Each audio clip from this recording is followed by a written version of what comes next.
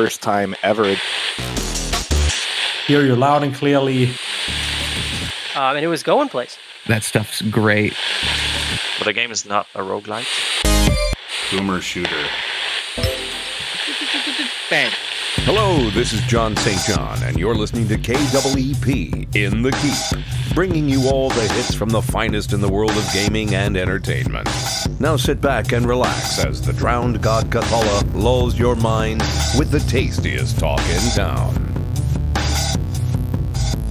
Welcome to another chapter of In the Keep podcast. I'm your very own prophet of the drowned god, the Motherlode. The Keep is a collective of gaming enthusiasts compelled by the drowned god Cthulhu to frag and jib one another into oblivion for all eternity.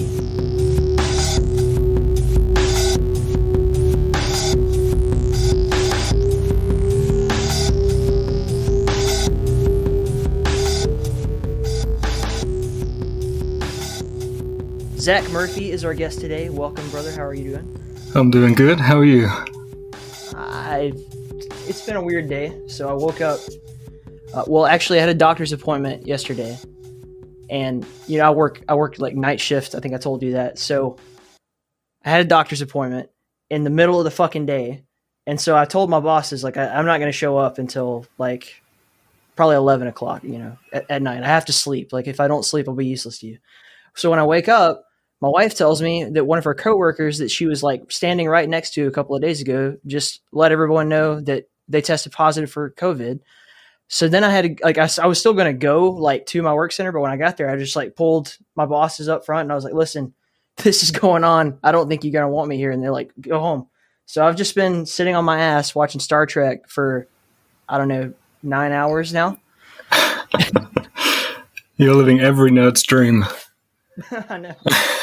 I ate a whole pizza too. I'm just going to be a piece of shit. I'm ready to be locked down if I have to be. You're not a proper piece of shit unless you're eating pizza with your top off.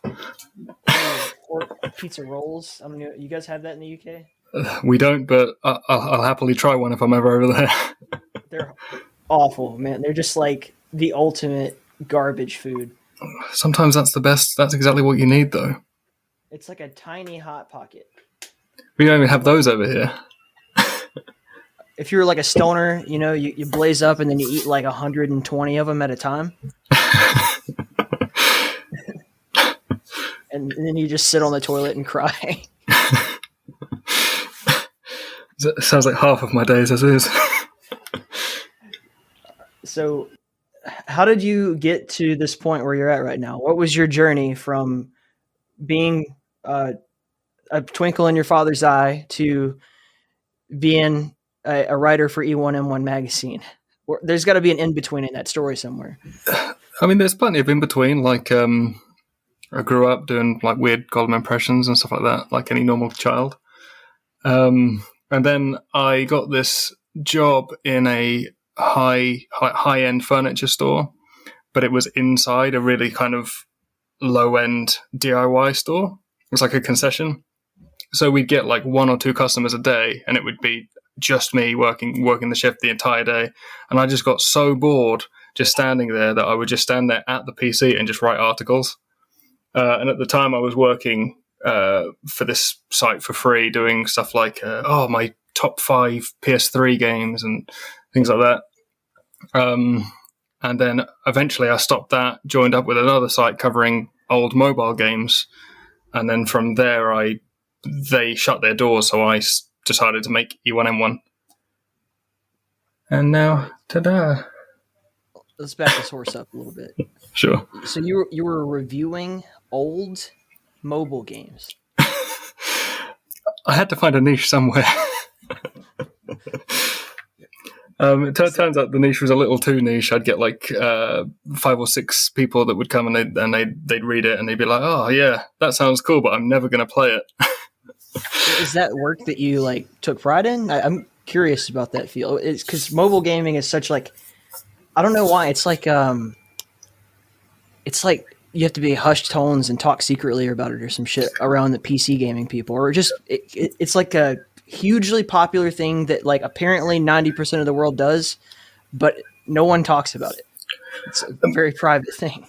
See, it wasn't always like that. And that's what I was trying to drill through with my old reviews of them was I was getting these old Nokias and these old Sony Ericsson phones going through. There's loads of these websites online full of like I guess abandonware now versions of these. Loads of them are like movie tie-ins, or there's like more popular game spin-offs. There's like an entire series of Metal Slug games that are mobile only. So I'd really enjoy finding ones that basically like demakes of games that I'd played on other platforms and then telling the world about them. Did you know there's a sequel to Republic Commando that only came out on mobile? Yeah. I didn't know that, but I mean, that's the kind of thing I'm talking about. There's so much stuff out there that if you... I don't understand how people hear, like, it's interesting that you were doing kind of a writing thing for it, because how do people even hear about mobile games? Because there's so many that I'm looking through, like somebody who I admire, right? Like, I don't know, John Romero is a good example. I'm like, man, he sure made a lot of games. Where did these come out at? And it's all like iOS. Like, I'm like, when the fuck was that announced? Does anyone ever see this? Well, John Romero made a Red Faction spin-off for the Nokia N-Gage. Mm-hmm. And that's... It wasn't well received at the time, but it's pretty impressive. And I like it. I think my issue with the mobile platform is, first of all, I mean, number one reason, I can't be playing games on my phone, dude. I'm already an addict. I have to separate, like, gaming happens at my desk and nowhere else. But even then, I still play chess on my phone all the time. So I guess I'm just making excuses. And then number two is usually, right, like I would play like GBA emulators, and not being able to feel the button, like to the tactile feel of the buttons, made it a really unenjoyable experience. You just make mistakes all the time. So do you have any thoughts on what works and what doesn't work? With the older titles, that again wasn't really the case, because all of these phones have about 1 billion buttons on them. I mean, look at the old Blackberries. They've got an entire keyboard, and you've got the T-Mobile Sidekick, which slides down, and you've got an entire little keyboard there. So you do get the feedback on the old mobile games if you're not emulating them. Those. Plus, if you're ever like at work and you're bored, you can just go for like a 10-minute toilet break and just crack out a bit of mobile God of War. I don't know. I try to like use my time wisely, I guess. It's sad, but I'm like, okay, I'm at work. I'm not going to play games on my phone. I'm going to read this book I've meant to read for the past 6 months. And, and then someone comes up and starts talking to me. And I don't know. I don't go to the toilet at work, if you know what I'm saying. It's gross. Like, I'm not sitting on that thing. I'll drive home to take a shit if I have to. See, I used to be like you and then realized how much I was getting paid to do it. Oh, I'm not saying I won't take a 10-minute break. I just won't spend it sitting on these toilets that they call toilets. It's like, we have like, in our men's restroom, we have 5 toilets, and at any given time, no more than 2 of them work. Jesus. So you got to take 10 minutes, 5 minutes to clean up before you go, and then 5 minutes that's the prime gaming time. Oh yeah, we're putting down those like just toilet paper, like with a ring around it, whatever you got to do to get out of there. Okay, can of deodorant. It's like it's a 24-hour kind of gig. There's a night shift and a day shift that constantly. The building's never vacant, right, for cleaning. So if you mop the floor, we do clean it, but I mean, like, you mop and then immediately the next shift comes in and ruins everything, and it leaves the bathrooms in this permanent kind of cyclical state of disarray. I love how we're less than 10 minutes in and we're already talking about the toilet. What did you expect? Have you not heard the show? I claim responsibility here. It doesn't matter who. I enjoy trying to take like the most proper people and then get them to laugh at stupid things. Like, the Lost episode just recently I had a 3-hour long, maybe the best episode of podcast ever not recorded, with MK Schmidt. And he's like such a darling, sweetheart, proper guy. Like, he doesn't curse, he doesn't drink, he doesn't smoke. Like, and I'm just okay, let's do some fan questions, bro. The first question I ask him is like, Nationwide Moose wants to know, what does your dick taste like? and he's so nice. He's like, well, he won't just dismiss it. He's just like, well, I never really thought about it. It's a whole answer. So are you still dealing with the mobile game stuff at all? Like, do you still kind of hang out in that realm, or is it kind of behind you? I dabble a little bit. I put a couple of the games that I liked that were first-person shooters in the early magazines as reviews. There's one which is quite similar to Wolfenstein called The Overtaker, where you're this little tiny alien that can take control of Nazis. And there's another one which is like a rail shooter with Spartans in it for Android that we covered early on. And I've got a piece coming up as well. I think it's just released actually in Retro Gamer, all about these old mobile titles. Well, did you hear the episode with me and Jake talking about Retro Gamer and all that? I think you responded to me shortly thereafter. Like, I could have been your link, man. Like, I did. Huge fan. Love everything they do. Like, just a fantastic magazine, top to bottom. Yeah, it's quite hard to find a pitch that they're really going to go for, but something weird and where not a lot of people have a knowledge on, like these old mobile games, it just seemed perfect. Well, I mean, unlike some magazines, they've been around for a long time and have standards, and they have to upkeep their image. Well, I noticed that they didn't put it on the cover, so they don't want to announce it. Yeah. Speaking of, what's this new thing? I'm not gonna like spoil it by saying anything, but what was the Teenage Mutant Ninja Titties thing that you posted in the Realms Deep chat?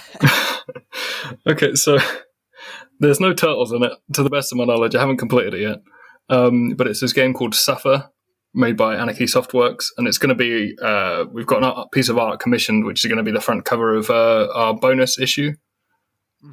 Which we reached as a stretch goal for our Kickstarter, and that's going to be our cover review. We got I don't know if you've heard of him, Atomic Ranger, to do it. I believe I've seen him on Twitter somewhere. I'm sure you reposted something they did or whatever. We will soon. Yeah. Well, that image is definitely a really busty Ninja Turtle. I don't care what anybody says. It's just the breast image anyone could have ever asked for. Oh my God.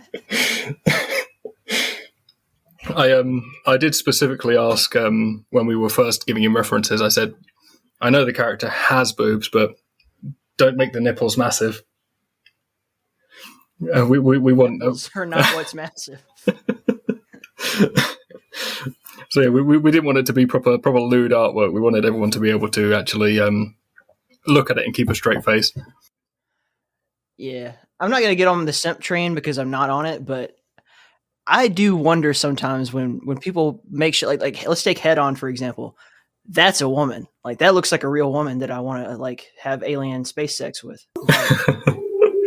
Like, some of these pictures people post are like these like tiny waist, and then just like it's like the dimensions that the Commodores were singing about in Brick House.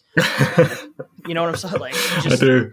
Unfathomable like waist to tits and ass ratio, and I'm like, I don't know that this is okay. I'm not sure if we should continue doing this. It looks like Mary Jane from like a 60s Spider-Man comic book. It's like, this is not what women look like at all. I spend loads of time trawling DeviantArt to find stuff for the magazines, and I swear every single artist also does not safe for work stuff on the side. And trawling through all the stuff that's recent from the people I follow is, if the other half sees it, I get told off. Did you see the monster that Scumhead just was showing off for Balmatorium? Oh, with like the archer dude with the penis thing. I did. It's a little bit like a turtleneck. Dude, I couldn't take my eyes off of it. I mean, I sat there and I stared at it for maybe 12 hours. Like, and I showed it to everyone who would give me their attention. I'm like, what do you think of this? I hope it's like a House of the Dead weak spot.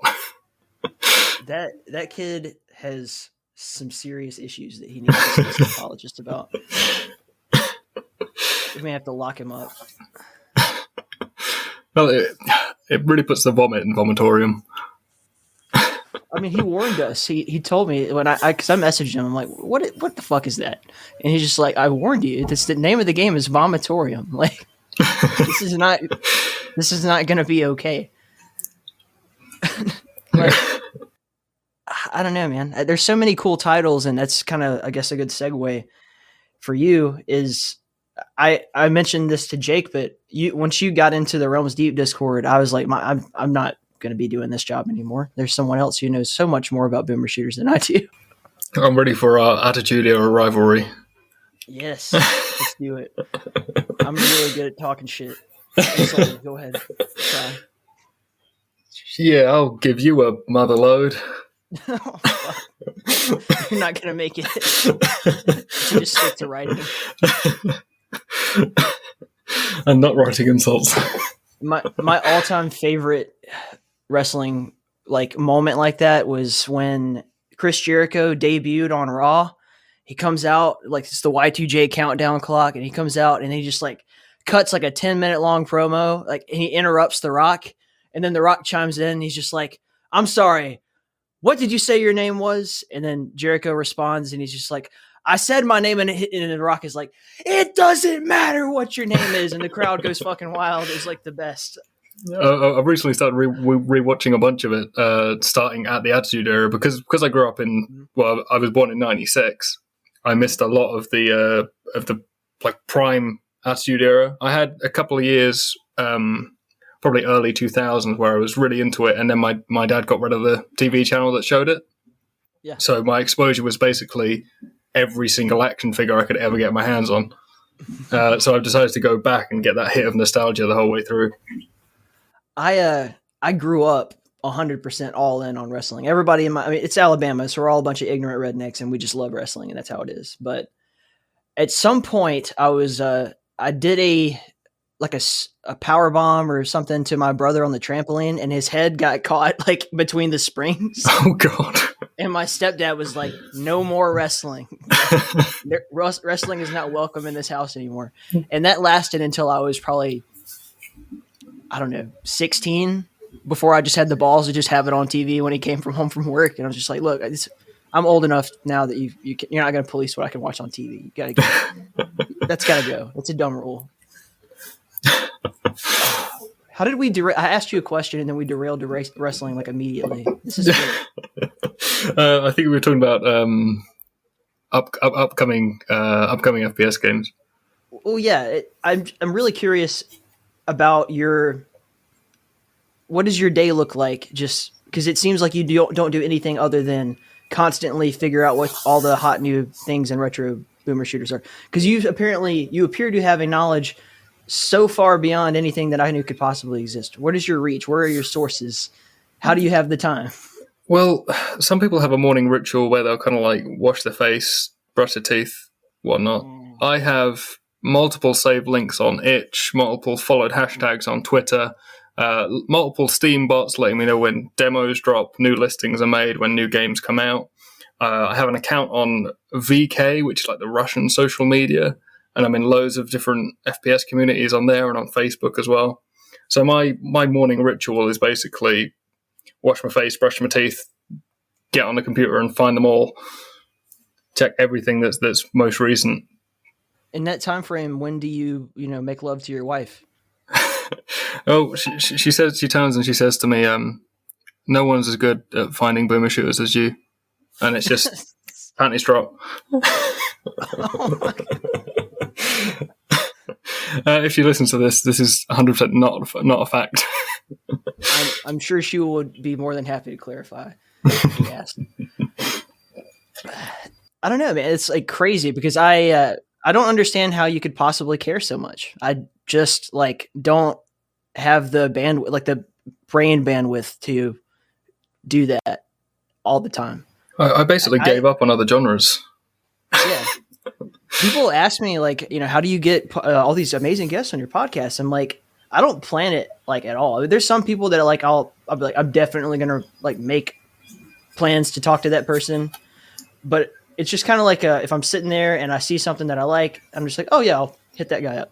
And that's it. There's no further thought put into it. I don't know why it's so difficult for people to just like send someone a message or an email. Like, what's the worst that could happen? Exactly. They don't respond. I'm drunk anyway, so like if they message me back and say like fuck you, you're not professional, I would never interview you, and I'm gonna recommend all my friends don't go and interview with you. Even then, I'll probably be like, okay, whatever. Like, I mean, it's just part of the whole shebang, isn't it? There's two people that I don't want to piss off, and I have already multiple times over pissed them off. So it's like whatever. So is that Mike Jarrett and? Oh fuck no! I don't care at all if I upset Mike. Mike can kiss my on record right now. Mike Jarrett can kiss my candy white ass. I mean, like, I don't want to piss off Fred, and I don't want to piss off Dave Oshry. Like, they've been too good to me. There's no way I could feel good about myself just doing something that would upset them. Not to say that I haven't, just saying I don't want to.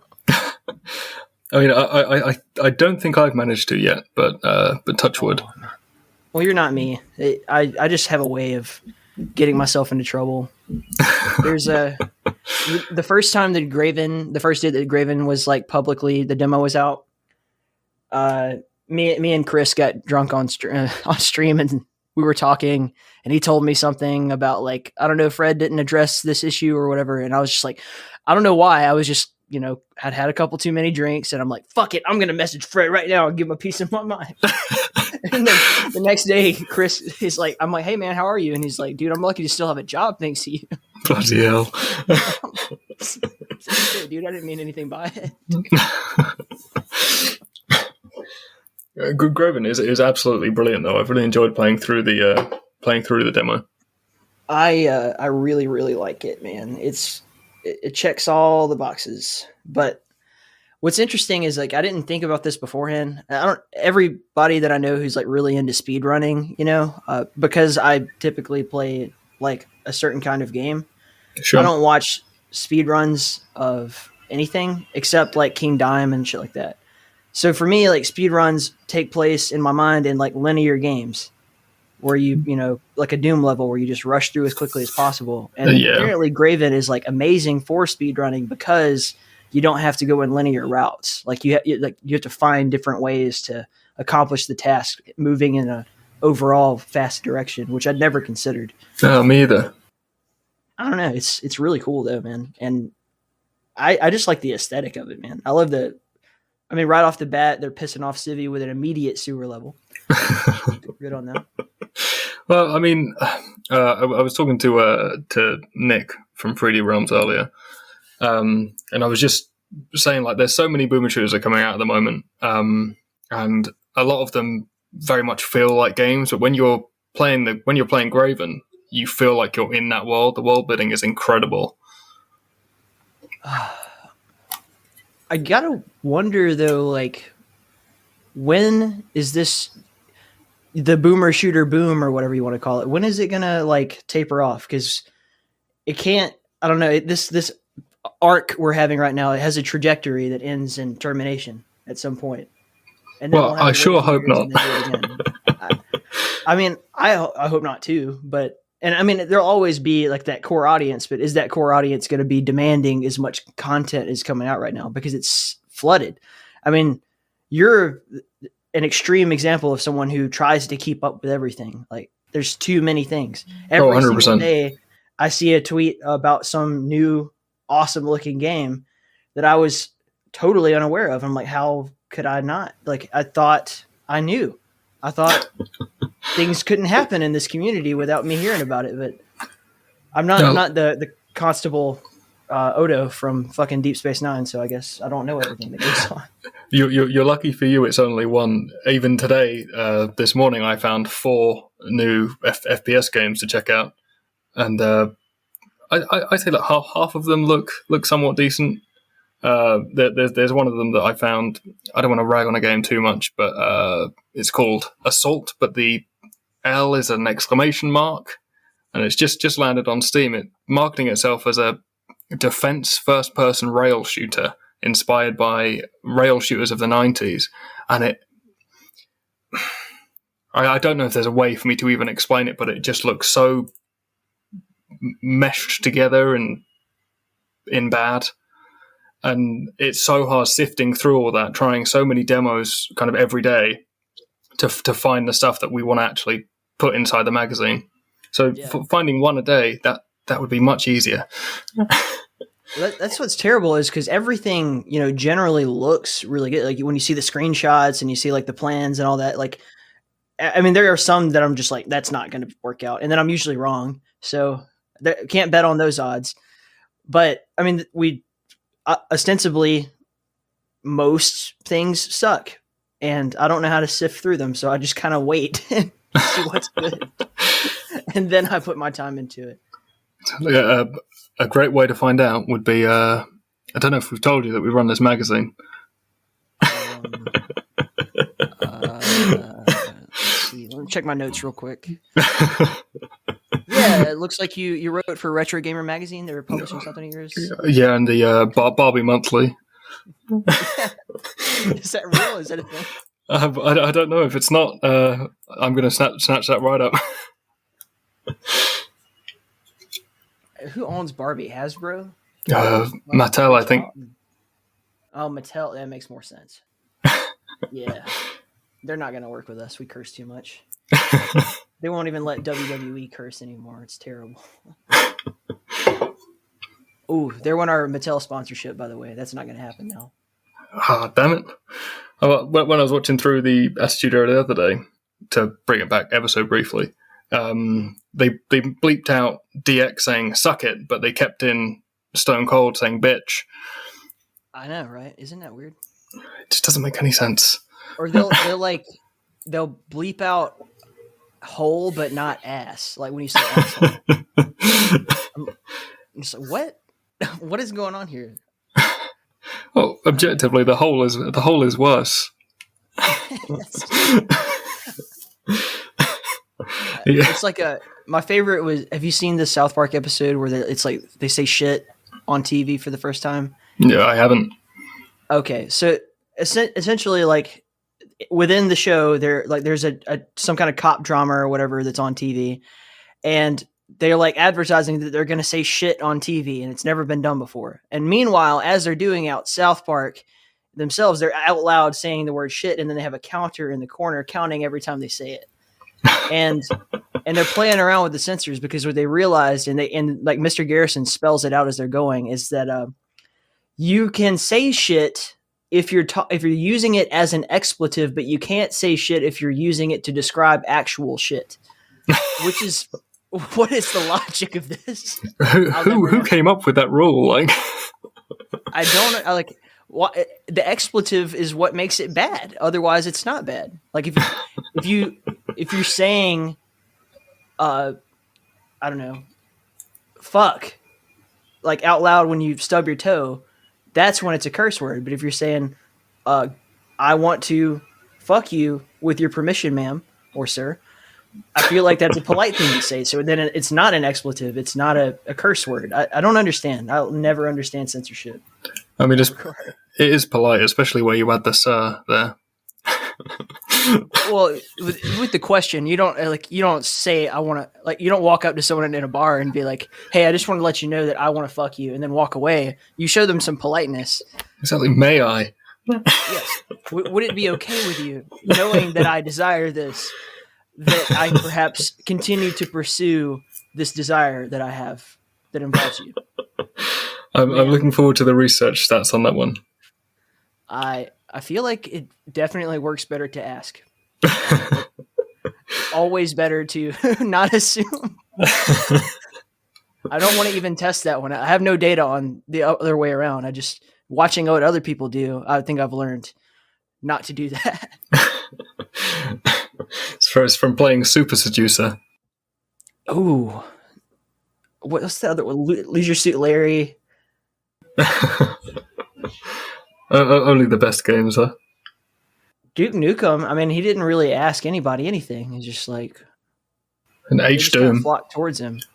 H Doom. Inevitably, that H Doom comes up in every conversation. If you talk about anything to do with FPS for long enough, it's kind of like how every argument result like boils down to Nazis. Every discussion about boomer shooters leads you to H Doom. Thank you. Well, I mean, we've had both brought up in our Discord community.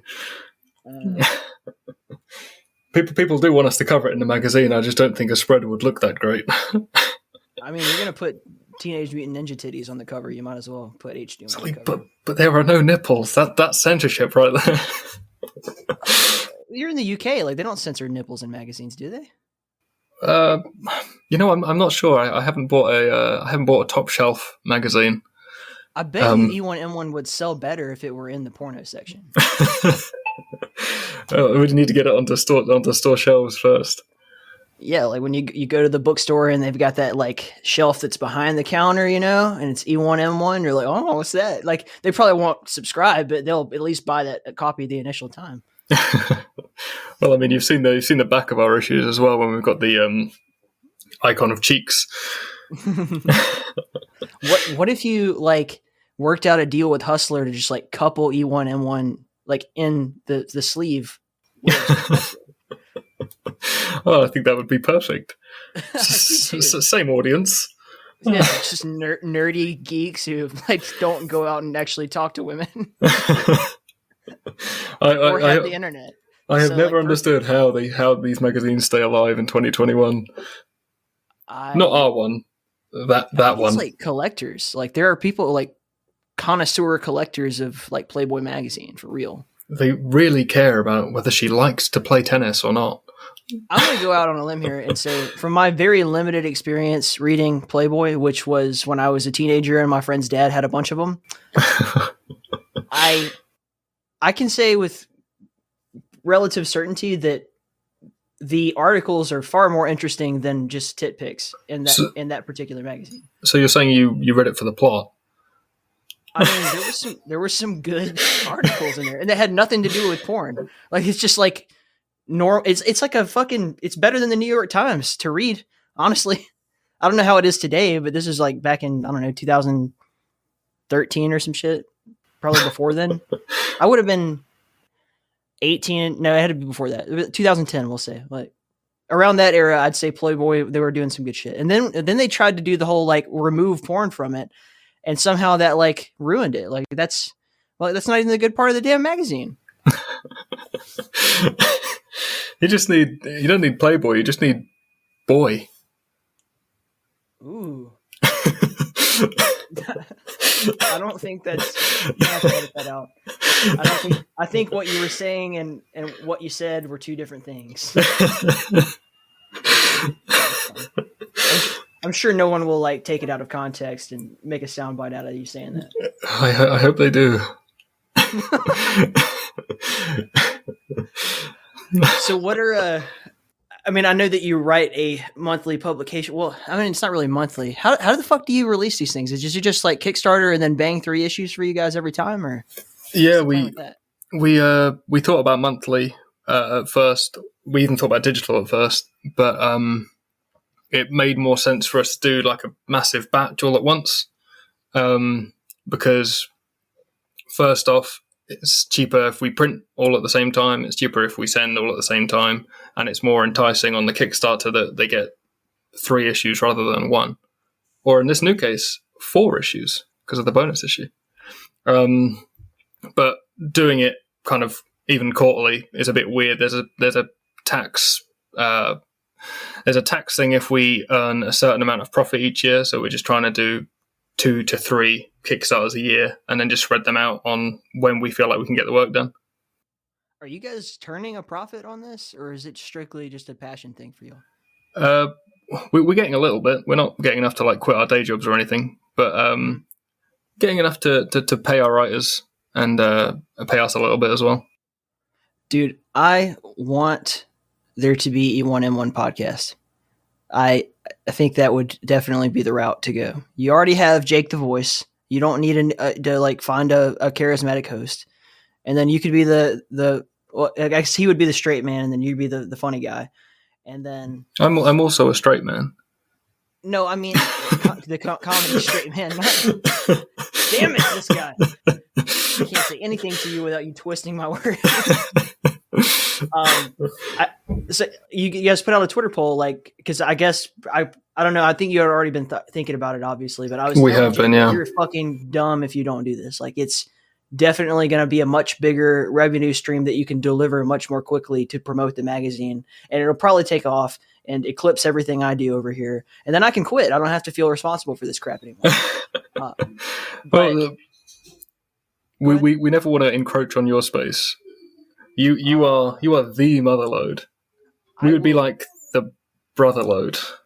I will gladly quit my job here, and then I will take over. I'll be the producer of E1M1. I don't have to interview anyone. I'll just edit your episodes, publish them on time, and sit on my laurels and collect my paycheck. That would be very, very okay with me. I mean, Jake and I tried doing a little bit of a test podcast recording the other day, and it wasn't bad, but it didn't go great. We're thinking maybe introducing more of our contributors in, just to have a bit more of a what word am I looking for? So there's more people to bounce off of. I would. I think you guys put out the Twitter poll asking like what sort of content would this be, and this is what I think would be the best thing for you. And then you don't have to do this, obviously, but just in my opinion, there's already, there's already a really good podcast that focuses on interviewing people who make games like this. And what's the name of that one? It's called the Quakecast. You can see it at podbean.quakecast.com, hosted by Dump Truck DS. And also sometimes Greenwood or RC. Great podcast. And, I got to give those guys credit where credit's due. And then there's a couple other ones that no one listens to. And so that market's already like, we have that. And there's no reason why you couldn't also do that. But yeah, I think what your talent is, curating content. I don't know if your talent is interviewing people, although thus far you've been very fantastic, to talk to. And then Jake, obviously he could interview the fuck out of people. I've heard him do it dozens of times. Yeah. But I think what would be really cool is if we had a show that was strictly like a news show where we just kind of like have funny radio style, but without, censorship and sponsors and crap in the way and commercials and all that kind of nonsense. But if we had a news show that was just you guys covering like this is what's coming out, because then I wouldn't even have to go on the internet anymore. I could just scroll through my Spotify, listen to the latest episode, and know everything I need to know. Well, I mean, I hear you, and with me tracking down all these games, it would be good to have kind of a maybe like an hour long talk through what's coming out, what's changing with titles that are in progress, things like that. New demos that are out. That's kind of very much the how I'd like to take it, the direction I'd like to take it in. You can do it like still with people popping in as a guest, but it's not like a straight interview necessarily. It's like this is who's part of the conversation today, and maybe you focus on their game too when that's part of it. Like if that's what you're talking about. Yeah, I mean it would be fun to just have really anyone of note in, or perhaps we could even get just a random member of the community on for an episode, and just as like a special guest host along with us. Yeah, I mean, I know a guy who'd be interested in helping out from time to time, but yeah, I think that'd be a fucking great idea, dude. And you'd probably very quickly you'd be reaching your audience, you'd be keeping them engaged more often and in between magazine releases. And then when it's time for a magazine drop, now you have a platform to promote it. I don't see how that's not a winning idea. And it's so easy to do. Well, I mean, we could even promote it inside the magazine as well. And then we've got, cross promotion inside. Because, I mean, Jake does have the experience to really carry it. And yeah, I'd definitely be open to doing something like that. I'm glad you're here now. Interviewing Jake was weird. It was really fun. I love Jake, but he's like so professional. You know, he's like it's just a better person than I am, and it's hard to like get on the same level with him. I mean, I try and make dick jokes with him and stuff like that all the time, and he's such fucking square. Exactly. What nerd. I'm just like, all right, we'll be in the recording at this time, and bring some drinks or whatever. And he's like, I don't drink, I don't do drugs, I don't smoke, I don't party. I don't like people. Like, okay, man. Well, let's see what we can do with it. It was great. Like, I really enjoyed talking to Jake. I'm just giving him a hard time, but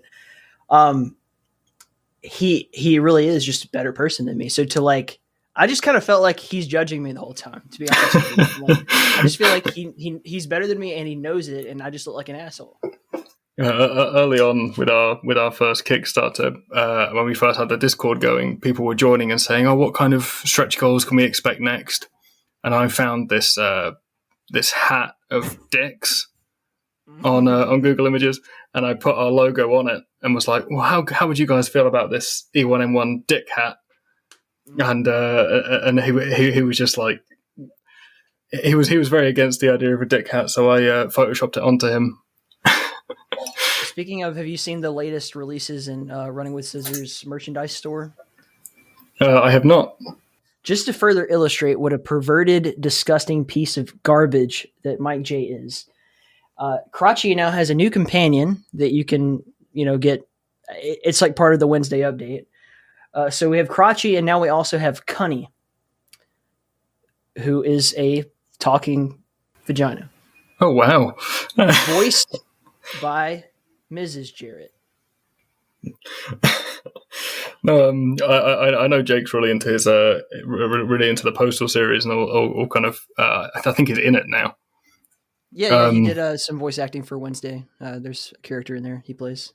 Go buy it. I'm not going to spoil anything. Just go buy the Wednesday update, and then make Mike J more rich and more of an arrogant garbage person. I mean, I'm very much looking forward to Postal Brain Damaged. I mean, obviously that seems a lot more.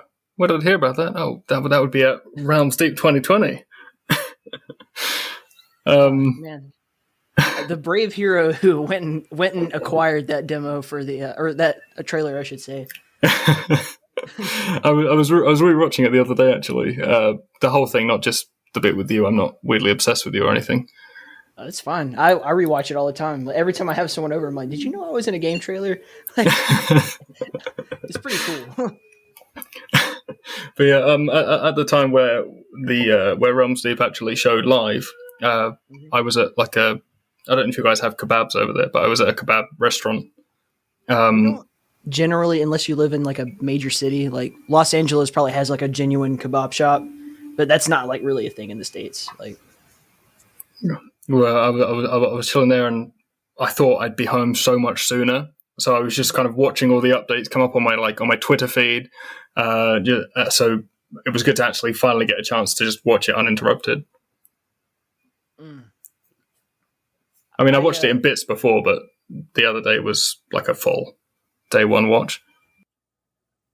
So there's a lot of interesting shit that went on in the making of that thing. Because originally we were gonna make it like with just like phone footage, so it would be really, really stupid looking. But then Mike has like there's a documentary crew, like the Go Postal documentary that you've seen henceforth, I'm sure. Working, and I was just like, well, why don't we just use them, and then you can have like behind the scenes shit of this in the doc. It probably wasn't me who suggested it. Somebody suggested this at some point, and then it turned into this like whole thing. And I kept, I wrote like a script for it. Like, this is kind of what I want to do. And they were like, no, this is way too long. Like, this needs to be 30 seconds max. And I was like, okay, whatever you want. And then obviously it turned into like a whole fucking thing. It turned into a proper short movie. It's my wife in the video with me, and our really good friend Brooke. She's credited in the video too. But the thing is that neither of them had any idea what was going on. I literally just told him like, "Hey, I'm doing this thing, and I need a couple of hot chicks to show up." They don't know anything about PC gaming. They don't know who the fuck Mike is, or never heard of Postal in their lives, right? And when it was over, like we come home, and then she and my wife looked up Postal because they're like, "What is this weird thing?" And they were like, "I don't know if we should be involved in this, Ty. Like, this game has like, really negative reviews. Like, all of their games have really negative reviews. Like, people just say it sucks." And I was just like, "No, you don't understand, damn it. Like, that's the thing. It does suck, and that's why it's good." Except Postal 3, which is really good. No, it is not. But with Brain Damaged, I've been following Hyperstrange since Elderborn because I'm a massive fan of Dark Messiah, and when I first started, kind of weaning myself off a little bit of the old mobile stuff and going more onto, I guess, what do you call modern gaming, despite being so retro inspired. Elderborn was one of the first games I played through. And I was like, this is incredible. And then from there, Crossbow, amazing game. And that new one that they've published as well, EQI. Have you tried that? I haven't tried any of that stuff. Everything you just said, like I thought when you said Dark Messiah, I thought that was a Kanye West album, and I looked it up and I was wrong. So just go on. Pretend I know. Well, you've got something to do after this podcast. But because of covering every single one of the games so far, I developed a really good relationship with them, and seeing them get that opportunity to work with Running with Scissors has been awesome. Yeah, I mean, I can't wait to have the postmortem interview with them because, I mean, the impression I get is that this is a huge like gamble for RWS. I mean, obviously they're great at making games. I'm aware that they have made very cool and successful games before. Yeah, but considering the last time that they, allowed someone else to develop a game with their IP went so well, I imagine that they are nervous as fuck about that project. No, well, I have no doubt that we're going to be screaming at people to get it because it looks so kind of. It doesn't look like Postal, no, but it looks so kind of fluid and visceral. I'm pumped for it. This is the thing I was telling to Quick Tequila. Are you familiar with Lovely Planet, that series? Oh, yeah. Yeah. So I was telling him that, like, you have this really cool aesthetic IP, right? Like, make it with this general, like, cutesiness and the music and everything like that. Yeah. And then just turn Lovely Planet into whatever you want. Because he's kind of saying, like, I'm not super interested in just making these, like, retro FPS games. And I'm like, do what Serious Sam did. Do what Duke Nukem did. And, like, you just take the IP and you broaden it across multiple different things. And that way, if you're missing out on the, I don't know, the, what the fuck is it called? Roguelike audience or whatever. Make a roguelike. If you want to do a roguelike game, just do it with Lovely Planet, and then bam, money. Probably going to make more money than you ever make off a fucking retro shooter anyway. And you have cross-pollination there and just grow your IP from. And I think that would be a brilliant idea. It is currently happening. That is a brilliant idea for the Postal series as well. I mean, I've seen so many people say, like, oh, I've had no interest in the Postal series before. I think it's just kind of controversial for the sake of being controversial. And then they've seen the Brain Damage trailer and they've been like, okay, that's the one I'm actually going to pick up and play. I don't know, man. The biggest complaint I could see anyone making, I mean, obviously it's gross and offensive and stuff, but it's like the game is basically South Park the game without being the actual, the fractured butthole or whatever. Or the South Park FPS from years and years ago. But you know what I'm saying? Like, it's that same kind of like just humor, but it's also social commentary. Like they're not stupid. Mike's he's an asshole, but he's not stupid. And neither is Vince. Like, they know what they're doing and they do it well. What they don't do well is make a game that doesn't crash all the time. So that's the hurdle, I think, with any postal game. Yeah, I'm I assuming mean, we'll have zero of that in brain damage. It'll probably be really crisp and clean for once. So I've never had any technical issues with any Hyper Strange games, so I've I had think I'll do very well. many technical issues with Postal 2. Like every other moment. But I don't know. It's also part of the charm. It's like does the the soul and the substance outweigh the issues that you have to face to get to where you're going? And the answer is absolutely. It's a masterpiece. I mean, it takes a lot to stop me, like technical wise, like from playing a game. Like about a year ago or so, I was playing this Russian game called Paragraph 78, which is based off of this almost like Russian, almost like Doom the movie, but Russian. I need a soundbite like warning, incoming Slav jank. But this Paragraph 78, it starts up and you're fighting this crawling zombie thing, and it's like running all over the ceiling. It's really different. But before you know it, crash. No autosaves because it came out in like 2007, and it's just every time you go through a different area, it crashes and you lose all your progress. And that is one of the only times I've actually just flat out just stopped playing a game because of technical issues. I've fought through a lot of other games that have so many issues. I'm in the same boat. Like, it takes a lot to discourage me. I'm very, very patient with the fact that, especially playing older games or that have been ported and things, anything like that. I am tolerant of jankiness as long as the game itself is good. Yeah. With the exception of if I'm 75% of the way through the game and I lose my save data, the chances of me playing back through the whole thing again to get back to where I was is very slim. Like, agreed. That's a nail in the coffin, which sucks because like Project Warlock has that bug, and it was like one of my favorite games I played recently, and that was, ooh, damn.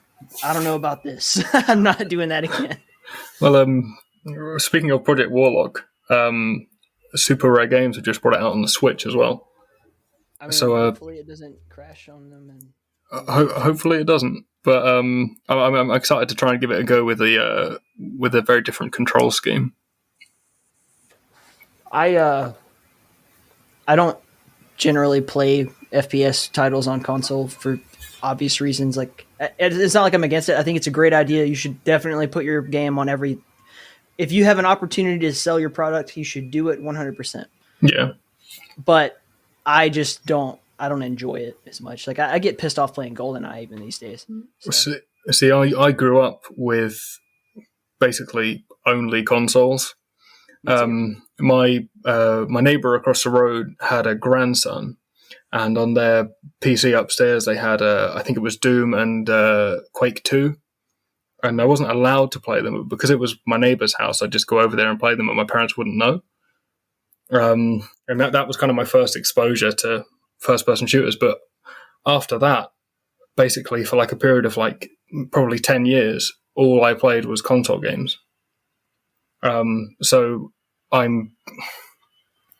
it's easier for me to adjust than most people who have been playing FPS on PC for years.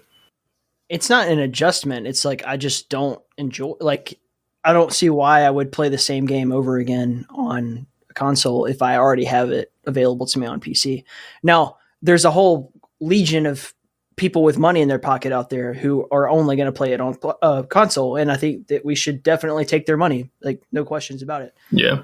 So there's no like prejudice. I'm not like, oh, PC master race or anything. And there's games that work better on consoles than they do on PCs too. Like, don't get me wrong. I really like mouse and keyboard shooting, and I feel hindered when that's not the case. I mean, is it what I'll do now basically is anything that is a console exclusive, I'll play there, and then anything that came out on console, but I can play it on my PC, that's what I'll do. I can't imagine being like a AAA game dev and then making a first-person shooter and then realizing at some point that it's going to be a console exclusive. Like, no, I think there was one on Switch recently, actually, called Writhe. I don't know too much about it yet. I think I saw something about that. I don't know, man. It's just like, it feels like it's not like you're not talking to your core audience there. It's not the way. I think it was a lot more common in the past with like the PS1 and then the PS2 generations. Oh yeah. I mean, just in any case, like go look at the history of this genre. Console is always and has always been, maybe until recently, because I actually heard that, it could be wrong statistics, but I heard that like PC is actually kind of skyrocketing right now because of the pricing of the new consoles and everything, and like just the lack of titles. So like there's a strong runner for PC gaming to like maybe compete with or overtake that for a short while. Yeah. Obviously, I don't think people are ever going to stop buying consoles as long as they exist, but There's definitely still games that work better on consoles, mostly racing games. I mean, yeah, racing. I don't know. Like, there's people that are willing to invest in like the steering wheels and shit, you know? or just connect a controller to your PC. But Yeah. I think it's like the casualness of it. We talked about this a bit earlier when we were talking about mobile games. It's just the fact that you could just kind of like, it doesn't have to be this whole thing. Because for me, gaming is like, I've got to go upstairs. I've got to get on my desktop. I got to like do some stuff and then potentially like change settings. People just want to like, I worked an 8-hour shift today and I just want to sit on my ass on the couch and eat some pizza rolls and have a beer and shoot some motherfuckers in Call of Duty. And there's nothing wrong with that, man. Like that's totally, if that's how you get your relief, I'm cool with that. Well, It's just not my preferred method. That's called a gaming laptop. But even then, I don't know. I think people just want to like then they have to buy a laptop. That's a fair They point. can just have this thing that connects to their TV, and they're just like, "It's my TV. This is my space." They don't. I don't know. Most people are not like getting headsets and shit. Like I bet my wife mostly plays Switch, right? So she plays like Mario Kart, all the children games, as I like to say. Super Smash Bros. That kind of shit, and it was just fun. Animal Crossing. But it's like she has this whole community of people that they like meet up and play Mario Kart together all the time. Like every day she's online playing Mario Kart into the wee hours in the morning, and she's really good at it, but she's like shouting at her cell phone. And I'm like, and I'll come downstairs and I'm like, babe, like you're yelling at your phone. And I'm like, why are you doing that? And she's like, well, we're in this like Nintendo app and that's how we meet up to talk. And I'm like, or on Facebook or whatever. I'm like, what the fuck are you doing? There's Discord. Just get Discord. If you're insane, just get a headset and get Discord and you can have it on your phone. Like, you don't have to scream and yell and wake me up in the middle of the night. But even then, it's like her problem is that most of the people that she is playing with, even if she suggests it to them, are not interested in downloading Discord for some reason. Because, I don't know. They'd just rather be on their fucking Facebook or Nintendo. People like comfort is what I'm getting at. You know what I mean? Yeah, I do get what you mean. And that's a big reason why I went into mobile games. Because I could basically lie on the sofa in a really awkward position on my head and play it. It sounds more it doesn't sound as comfortable as it is, I'll tell you that. I'm the same way about books, man. Like I refuse to read books on a tablet or on my phone or anything like that. Like I want the fucking paper copy, And people get on to me, they're like, that it's like you're spending more money and you're killing trees, and I'm just like, look, if that's my one vice in life, like don't give me that. That's your one vice. Don't give me that. No, my vices are nicotine, Valium, Vicodin, alcohol, or what's the words? Heroin. You know that song? No. Nicotine, Valium, Vicodin, marijuana, ecstasy, alcohol. I think that's the words to the song.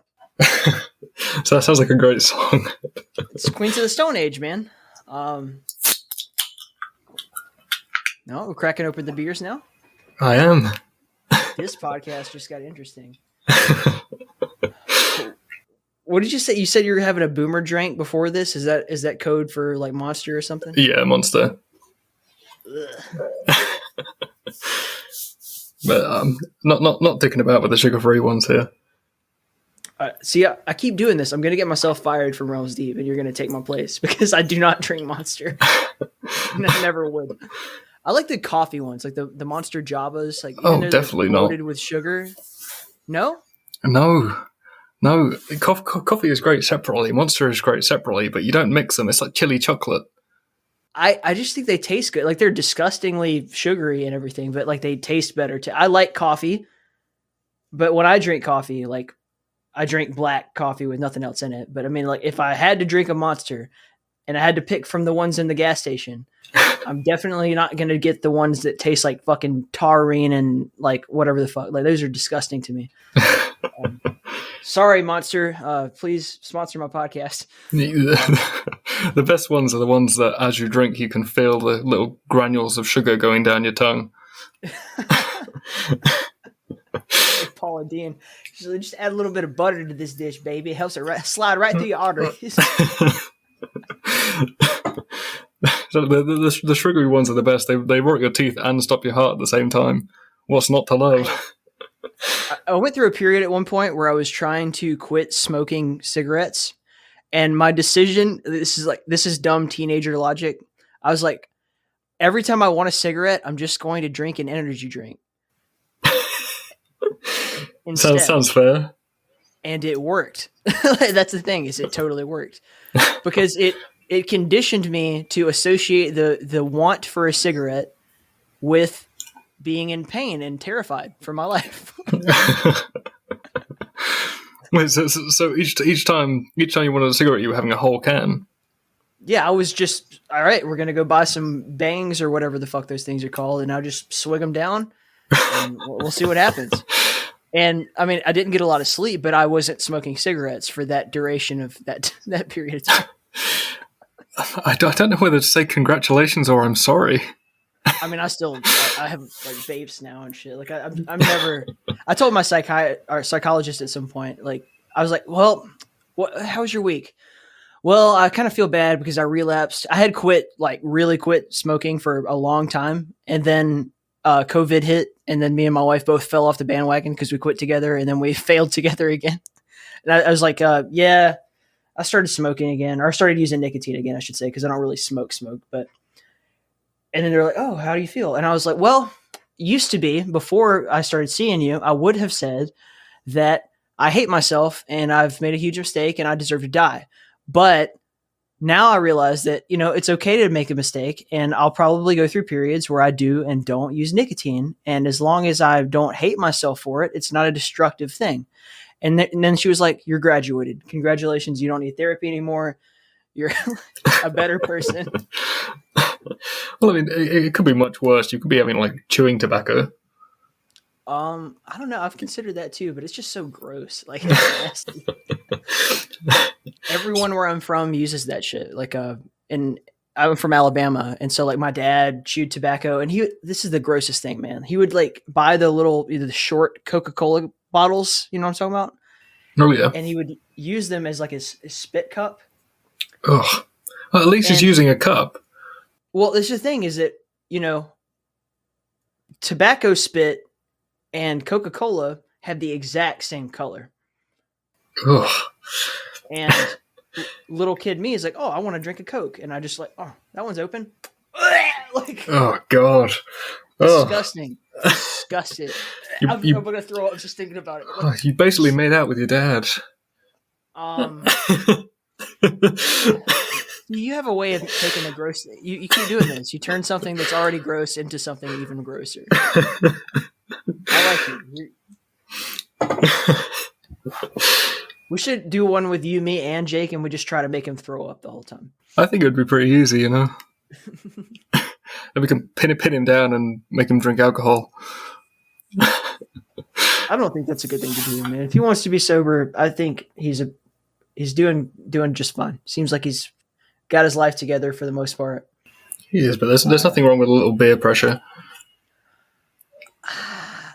I guess it's different. Like in his case, it's like he's never been a drinker. So like, I don't know. But what if it turned out like we made him drink a beer, and it turns out he's got the gene, and he just like, and then we ruin his life. You know what I mean? I always consider that. Like, what if we turn Jake into a raging alcoholic, and he ends up like Ted Hitchke, living in a dumpster for several years before he gets clean, and then founds one of the coolest game companies known to man. Like, I don't know. Well- Does the ends outweigh the means? Absolutely, in that case, absolutely. Are you willing to sacrifice Jake's pride, happiness, and health for a few years to then get a Dread XP out of it? See, you're convincing me more here. and when he's lying there in the alleyway, drunk off his tits, I'll say to him, "I only gave one 5-star rating." That would be my revenge moment. What was it? I think I told you this. So this is a good time to address it because I think it was like discussed in depth, but it kept coming back to it. We need to talk to Zach about this. I had forgotten about it, so I'm glad he brought it up. It's not the 5-star rating I have a problem with. It's a 4.5. It's what the fuck is a 4.5? So like, how close is a 4.5 to a 5? See, Is it half a star away from being a 4.5, or is it just actually not a 4.5? well, it depends how you're quantifying a half a star. It should be half a star. I'm not like, I didn't do great in math in high school, but I feel like I understand how this works. I mean, a 4.5 for me, I was quite apprehensive to give 5-star ratings, at least through the first few issues. I would only give a 5-star rating if a game like really impacted me. So, not that it's an FPS, but I'd give a game like Advent Rising 5 stars, which some people might laugh at me for because it was quite polarizing, but a game that after I finish it, I can't stop thinking about it is a 5-star. A game which after I finish it, I want to tell people that this is a really cool game and you really need to play it, gets a 4.5. I'm so glad I'm not a critic. Like I could never do that. Right? Go ahead. I think all of the contributors have their own kind of headcanon for what half a star means, to be honest. But that's mine. I mean, as we were talking about earlier, like my tolerance for a bit of jank is so high that like when I play something, right, or if anything, it's not just games. It's like music, television, whatever. When I like it, the duration of me being into it, it is always the greatest thing that I've ever seen or touched or heard, right? And then to like accurately measure it like would not be fair, because if I were to say like, well, my analysis of this episode of Star Trek Deep Space Nine is 5 stars, would be stupid, because in reality I'd go back and watch it again and be like, oh, actually it wasn't the best episode. So like it can't be 5 stars because this was better. Like, you know what I'm saying? Yeah, I think it's best not to weigh them against each other. So when you're looking at something like we gave let's have a think. I gave Cornflakestein 3 stars, I believe. Mm-hmm. Yeah. And another game that got 3 stars was Blake Stone. Both games actually got 3 stars. But although in some ways Blake Stone is a lot better than a game about Cornflake Hitler, I enjoyed it the same amount as I would enjoy playing Blake Stone. Well, even then you have to take into account, like, what are my expectations before I download this? Because it's like, if I expect this game to be as the worst piece of shit in the world, which is exactly what I expect of a game called Cornflakestein, and it turns out pretty good, then 3 stars is fair. Yeah, I mean, at first, I've never played Blake Stone, to be very honest, and it's been built up so much that if I play it and it's not a good experience, even if it's a cool game, but I'm like, this is dated as fuck. It is. I don't know if I would give it 3 stars. Yeah, I mean, with some of our reviewers, they will go in with high expectations, and those expectations will come crashing down. And one of our contributors, Caleb, Captain Caleb, he's had that a couple of times where he's got into a game that's considerably hyped and absolutely hated it, and you can kind of tell looking at his review scores how kind of pissed off he was as he was writing it. I recently gave him a game called No, wait, that's a spoiler for the new magazines. I'm going to stop myself. But I recently gave him... Come on, you're on In the Keep. That's the perfect time. I gave him this game called Putrefaction that came out in 2015. And it's very inspired by Painkiller, but also a little bit like a fast-paced Doom 3. You're like going around really dark corridors with just your flashlight and a weapon. And you're shooting at all these evil mutants and whatnot. And when I first showed him the trailer, he was really excited to kind of start it and to experience it. And he was like, oh, yeah, I love Painkiller. This is going to be great. And he came out on the end of it, and I sent him a Steam gift of Putrefaction 2, and he declined it because he was that put off by playing it from having such high expectations going in. This is a good point to derail the conversation just a little bit, and we'll come back to the topic at hand. But there's two things I actually have that are Captain Caleb related for you. First one, he left the best comment I've ever gotten on a podcast ever. So recently I released an interview with Bridgeburner. I was working on Age of Hell, and you guys have covered that and everything. And like, I was really upset because the audio quality was terrible. We're using Zencastr today because I'm done with trying to record in Discord. Like, I can't do it anymore. I've tried for the convenience sake. You know, I don't know did you have to sign up and make an account for this or whatever? No, I just had to type my name in. Okay, that's awesome, because I was really worried that you were going to have to make an account, and like, I don't want to, when I get someone on the show like John St. John, I don't want to like send them this thing. I'm like, okay, it's like a whole process for them to be on my show. I want to be as easy as possible. And so like, my general rule is everybody uses Discord. I'll record in Discord. I'll use a recording bot, and it won't have any issues. But the bot just keeps fucking crashing, and I can't deal with it anymore. So we're using Zencastr now. Great to hear that it's not hard. But anyway, the problem with the Bridgeburner episode is that I was recording it with the bot, it crashed, and then he picked it up on his end with OBS. And then when I got it back, the audio quality was pretty terrible. My voice was echoing. I was really upset about it. And I cleaned it up as much as I could, but when I released it, it just wasn't what I wanted it to be. It's not my standard of audio quality as someone who does this for a portion of, their living. And also because I have clients, like I have Doom is Dead and a couple other things I'm bouncing around. And like, I want to put out a good product because this is my flagship show. And if it doesn't sound amazing, then who would hire me to do the production? Yeah. I mean, I gave it a listen when I was at work the other day, and couldn't hear anything that was really that wrong with it. Like I could hear everyone. Well, I could hear you, and I could hear Bridge fine. Like, when I messaged you about it and you came back to me and you said that you weren't happy with it, I was a bit surprised. Dude, it will haunt me. I know it. Like, it's not going to bother most people. Like, it's a stupid thing to be upset about. And you're right. Like, it's listenable, and that's all that matters. But this is my job. Like, I don't do a subpar job. That is my rule. Anyway. All that fucking aside, the point of me saying all of this, the past 30, 45 seconds of audio, was to say, Caleb responded and he said, agreed. The audio turned out fine too. I was able to play the podcast in my car while driving to little to no issues hearing that you guys were saying. The part where Bridge talked was kind of annoying though. And I was like, that's the best comment I've ever heard. Thank you.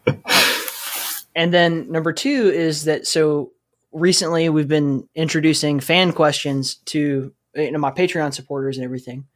And we actually got a fan question from Amorpher for you. And it goes like this. How did you guys acquire Captain Caleb and Millie in the magazine? They are some of my favorite reviewers. And who at the magazine loves the game Blood the most? Okay. So Caleb actually approached us on Twitter really early on. I think maybe even before our first Kickstarter had started up. And he sent us a little excerpt of what he'd written on another site. And we knew that we had to have him on. And since then, he's been absolutely incredible. We've given him a little promotion as well. He's now the contributor in chief. And as for Millie, I believe she approached Jake, and Jake sent me a little sample of her work. And that's why we brought her on. But Millie yeah. Bobby Brown, right? Yeah, definitely. That's definitely the Millie. But yeah, they're both absolutely fantastic. The biggest Blood fan we have, I think that's a bit of a toss-up between Jake, who I swear whenever I'm on a Discord chat to him, he's either playing Fresh Supply or Yakuza Like a Dragon. But most of the time, Fresh Supply. And whenever he talks about playing multiplayer, it's always, let's do Fresh Supply. He's obsessed with it. But then we also have... you're not allowed to say that. I am. I am allowed to say that. I know. It's bad. I hate all multiplayer in all of the build engine. There's never been a good one. Ever. But the person he's tossed up with would be Jay Pillai, who we didn't poach because he's still working there, from Gamerfiend, which was previously Indian Noob, because he is so obsessed with Blood that in his review of it in issue 1, he picked apart all the stuff that makes Fresh Supply not a good port and went through everything about why that's not the way you should play Blood. And some people have come up to us, and not come up to us, but come to us over the internet because of the pandemic, and have said, like, I can't believe you only gave Blood 3.5 stars. And it's solely because Fresh Supply is not the port that he wanted. So I think he's a stickler for Blood, but Jake is a Blood obsessive or fanatic. I hope that guy never is in a back alley and then me and Steven Kick are in the area. Because I'll try to hold Steven back, but I don't know that he will let it happen. Like, he's not. There's a lot of genuine, like, good criticism against Fresh Supply. Like, I understand why the true Blood fans, like, don't love it. Yeah. And all. It's the convenience, that's what makes it good. It's like you can download it on Steam and it's available to a whole new generation of people, blah, blah, blah, blah, blah. You don't have to, like, fuck around with what is it, Blood GDS and all that shit. You don't have to fuck with that shit. That's a huge plus. And I also, having talked to Steven about it extensively, like, it's not their fault. Like, they would have done a lot more if they'd had more time. It was just a licensing thing, and it is what it is. But I like Blood Fresh Supply. It's convenient. It's easy. I play it. It's Blood to me. I'm not I wasn't the biggest Blood guy ever, so who cares? Yeah, I mean, it's fully functional. It's fun to play. It's Blood, and what more could you ask for? I mean, apparently a lot. Like, Civ E1M1's review of that shit was like, wow, I would never even think about half of this shit. Like, it would never occur to me. But that's why he's Civ E1M1 and I'm little old motherload over here. So, and that's why I didn't cover the Fresh Supply port. What the fuck? I swear up and down, like, okay, we're gonna derail it for a bit and then we'll go back to the topic at hand. Do you remember what the topic at hand was? I do not. We'll talk about your reviews and the rating system and everything. So you gave Dusk as the 5-star review. Yeah, that's one that Jake gave out. Mm-hmm. I don't think I've actually. No, I haven't had a cover review yet of my own. Well, keep in mind, when I say you, I'm referring to you guys, right? Yeah. It's not. I'm not holding you responsible for everything that happens, even though you are currently representing the brand. So you kind of have to speak on its behalf. But wait, let me get my hat. Ooh. Yeah, E1M1 Magazine hat. By the way, at some point, this service is going to support video also, and at that point, we'll be able to see. Like, I'll be able to see your hat while you're talking. That's one of the major reasons that I also didn't want to give up Discord. Is like I don't want to pay a bunch of money, but I also don't want to give up seeing people on video. Yeah, I hear that. But you told me you were like apparently butt ugly because you don't look like Matt Damon or something. So that's I don't want to shatter people's fantasies that Matt Damon is out there writing a Boomer Shooter magazine. I mean, if we ever make enough money, we'll hire him to do a press conference for us. That'd be really cool. Like you could probably get him on. Is he on Cameo? I'm not sure. I haven't looked. Dude, speaking of wrestling earlier, Dave Oshry for Steve, you know Steve from New Blood, Oh yeah. QA guy. So for Steve's birthday, Dave Oshry got a cameo of Matt Hardy doing like a birthday promo for Steve, and I was like, that is the best gift I've ever seen. That's crazy. Like, that, I mean, I don't think there's ever been a better gift given. I don't know, because I think I've given a better gift. So the reason this whole Matt Damon thing came about was, have you ever heard of the movie Stuck on You? Yep. With Matt Damon and Greg Kinnear, and they're conjoined twins, and they go through all kinds of issues with it. Bubblegum, double bubblegum. Something along. It's been a while because the other half never lets me watch it anymore because of what I've done. Yeah, my Greg Kinnear.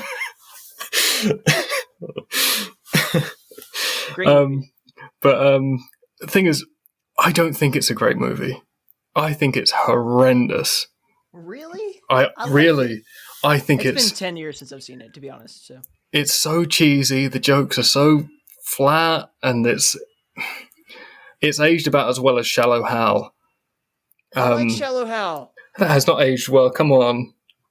I like Duke Nukem. What do you want from me? I want you to write a Vice article about it. But basically, we watched Stuck on You with one of our like couple friends, and also conjoined twins. Also conjoined twins, and it became almost like a running joke that it's the best movie ever, mostly because of me. And it came to a Christmas one year, and I found a gigantic poster of the movie, and ordered it in and gave it to these couple friends of ours for Christmas. And they ended up driving off down the street and had forgotten it, and I was chasing after them, brandishing this poster tube, like trying to give it to them. And I've managed to give it to them since, but they still haven't displayed it. Mm-hmm. And I think it's super ungrateful. But from there, we then watched. Have you seen Downsizing? I don't think so. Is that like a fat people movie? No, it's about Matt Damon and his wife basically shrink to help the planet into these little borrowers kind of things. Dumb as fuck. But it's so weird. Like that ends up having absolutely no actual semblance on the plot at all. And then there's all this stuff about like the apocalypse, and there's this thing where he's like in like a what do they call it? Like a shanty town, and he's like having sex with an amputee, and it's super weird. Like, and ever since then, just Matt Damon has been such a massive part of my life. I just love Matt Damon. I think he's a great actor. He's an Oscar winner. You know, what was it for The Martian? For Good Will Hunting. Oh, okay. Well, obviously, I don't know why that wasn't my first choice. him and Ben Affleck, I think, both got Oscars for it.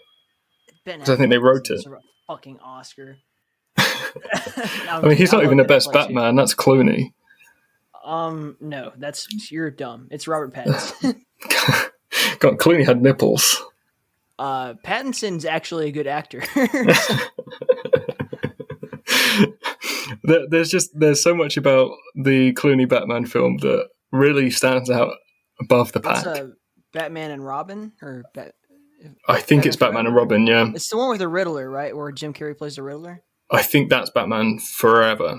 Batman and Robin's the one that's got Mr. Freeze. It's got Poison Ivy. That's the one with George Clooney. Okay. Well, okay, I'll say all that to say that Jim Carrey as the Riddler was perfect casting, and nothing else about that movie was any good. Whichever movie it was, and I'm not going to even waste my time looking it up because I don't care. Yeah, I think that's Batman Forever, and it's got Jack Nicholson as the Joker in that one, I think. Oh, fuck, yes. The best Joker, because he's not the Joker, he's just Jack Nicholson. But yeah, nothing compares to me as to Arnie as Mr. Freeze. God, I wonder who my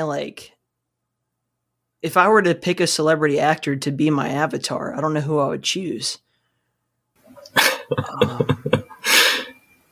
I mean, Matt Damon's already taken, so I can't be Matt Damon. I don't know. There's always Ron Jeremy. No, absolutely. I really like it's like a contentious thing that I've been thinking about is like, I really like my current avatar and I don't want to change it, but also there's so many great artists who could make me a better avatar. And I'm like, maybe I should reach out, like Alec Pixie from 3D Realms. Like maybe I should have Alec make me an avatar.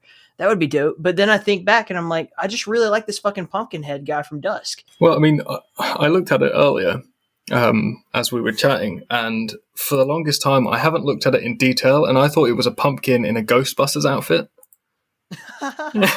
Because if you just glance at it, that's what it looks like. It was like 2019 for Halloween, and the Keep had a pumpkin carving contest, right? So I was like, the rules are we're calling it the Cack-O-Lantern contest, and it has to be, some kind of Doom Quake like retro FPS oriented style pumpkin. And we got some amazing submissions. I mean, like really cool shit. One guy made like he made one of the trophies from Quake Champions on his pumpkin. We had some other people, like one guy had made the Shub Nigrot with like he'd like cut the pumpkin open and taken slices out of it and used it to make horns and everything. There was an amazing actual jack-o'-lantern that looked like a cacodemon, like really cool stuff. But last minute, this guy Brondo, who is an amazing Unreal tournament player. Oh yeah. And also he's actually number one best Dusk World player in the world of all 6 people who play Dusk World. But he turned this thing in, and it's like a pumpkin, and he made like a costume that's like literally like the Dusk guy with the sides and everything, and it's got the In the Keep logo on it, and I'm like, or the old one actually, but maybe that's why that avatar is gonna go. It's the old logo. I should make him update it with the new logo. Yeah, update it with the new logo on a Ghostbusters outfit. I think it will work. We should have another Cack-O-Lantern. I'm going to do a Cack-O-Lantern contest again this year if I have time. Do it in April. April? It gives people enough time to make multiple submissions. April? Yeah, May, you can buy June, pumpkins July, in April. August, September, October. Like, that's 7 months or 6 months ahead of time. It's at least 6 months to make the ideal Cack-O-Lantern pumpkin. Look, I'll make a deal. I'll release the Cack-O-Lantern contest in April if you agree to do a 6-page spread on it in the E1M1 magazine. Yeah, I can give you a 2-page spread at most. Okay, I'll take a 2-page spread of just the Cack-O-Lantern. It's agreeable terms for me. It's a pleasure doing business with you. We do actually have a 6-page spread coming up in this next batch of articles, which is our first 6-page spread. We've done 4 pages before for interviews, but this is going to be our biggest article to date. Of Jake, Captain Caleb, actually. Oh, even better. He goes by Captain Caleb Rock, but it kind of rhymes with that. What we're going for. We have had some of our contributors volunteer to host the E1M1 OnlyFans. It won't quite measure up to the QuakeFans.net OnlyFans account, but I'm sure it'll be successful. I mean, everybody wants to see Smango spread his butt cheeks. But this massive 6-page spread we've got coming up is, when I started working on it, it was 2 pages. And then I kept finding more and more games that were relevant to it. And it's basically, we have this rule that we don't review early access games because they're not technically finished and we don't feel right scoring them. Good but rule. It feels like every retro FPS that's coming out at the moment is coming out into early access. So I chose 17 of my favorites. And 17 of my favorites. Nice round prime number. See, we can fit 6 on a page without a title, so we had to put 5 on the first page and have the title on. So that's why there are 17 of them. but it was so much fun going through and playing so many early access games and getting them on this page. We got stuff like Wrath, we got Cruelty Squad, Master Arena, and a bunch of other ones that people haven't heard of on there. Master Arena is really interesting. I've been following them for years. Like that, they were one of the, I think they were in like the first 10 episodes I had. Was Albert, who was the weapons modeler on that game. I'm not sure who it is that I've been dealing with. Is it Jeremy? Let me take a look. Is he French? Does he speak English? Are they not all French? They're not all French. God, I don't remember what his name is, but his avatar is like this guy in like a red cap on Discord. Curious. I'm not following now. But Jeremy, it's his game, right? I did like an article for QuakeFans.net a long time ago, which is like an interview with Jerem about Master Arena, and it was basically I sent him questions, Google translated them into French. He responded in French, and then I Google translated it back into English. Je ne parle pas le français très bien. Like, that's all I know how to say. Est-ce que je peux aller aux toilettes? À quelle heure? And voulez-vous coucher avec moi ce soir? That's the end of my French. Well, the only word I've ever used when I've been to France is anglais, s'il vous plaît. Well, you gotta go to the extra mile. You gotta know how to politely ask one to fuck you. Please go to bed with me tonight. Like that. It's an important one to learn. It is, and it's also a catchy song. I don't know which one you'd be. Probably Missy Elliott. You could just call me Lady Marmalade. I might change my name to Lady Marmalade. The Marmalade. The Marmalade. The Marmalade. Oh my god. Make it happen. Let's take a little quick break here. I gotta take a piss, and then I'll be right back. Sure. Yeah, absolutely. I don't know how long you want to talk for, but I'll talk forever. I'm off for 4 days. Sure, I'll probably do another half hour if that's right. That's fine. I'll be right back. All right, I have returned. I heard every part of that. Of me walking out, taking a piss, closing the door. Every single part. Really? Really? You've got a great mic. That's awesome. I'm very impressed. The flush? I did get the flush. I got the flow too. I think it's because of this. So Zencaster is not, it's unfiltered. So like Discord, you have like, you can set a threshold. Sure. For like, what activates your mic. And I'm guessing you're hearing every noise in the room. Well, there's not a hell of a lot of noises in your room. That's true. But I mean, like, if I open my door and walk across the hallway and take a piss, then you heard it. So. Well, I thought you were recording this all in the bathroom, to be honest. Well, the restroom. That's not true. Yeah, I'll probably do till it gets to 2 on the top bar. Can you hear me pouring my drink and cracking the can and everything? That's totally the sound of pouring a drink, isn't it? It is this time. Maybe I should keep the whole like me. If it's actually in the audio that's recorded, I'm gonna keep it in there. Let's just. This time you're really in the keep. In the toilet. Keep the mother. So, what like?